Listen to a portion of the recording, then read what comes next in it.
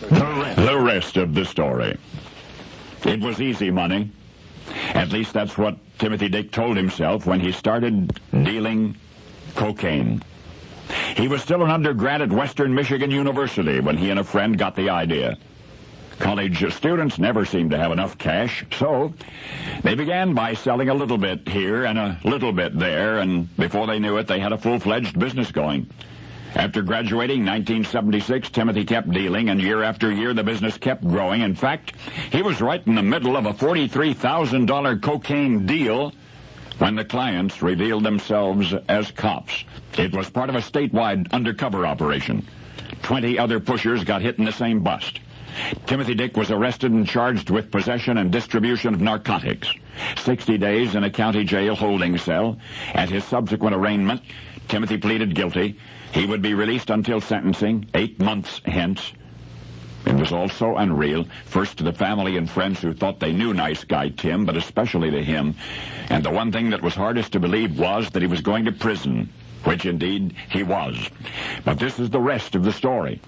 While waiting to be sentenced, Timothy took a job at a Detroit sporting goods store. He spent his evenings at a local nightclub, and one night on a dare from a friend, he got up on the stage. It took 4 beers to get him in the mood, but once he stood in front of that audience and heard that applause and that laughter, he realized this was where he belonged.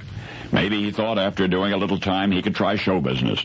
The surprise came in November of 1980 when his sentence was handed down. Sandstone Correctional Institution, federal prison, 8 years. Well, it did not take much adding on his fingers for Timothy to figure it out. By the time he'd be ready to start over, he'd be a 35-year-old convicted drug dealer. And the world does not offer a whole lot of options or opportunity for people like that. But this world, this time, did.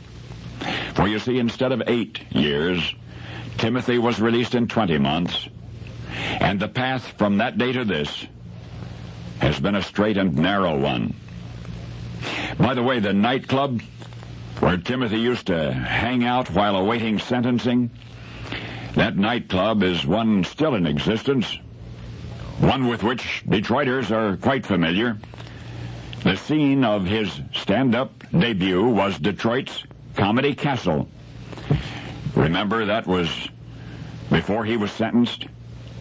When he was out on parole, he told jokes that night on a dare.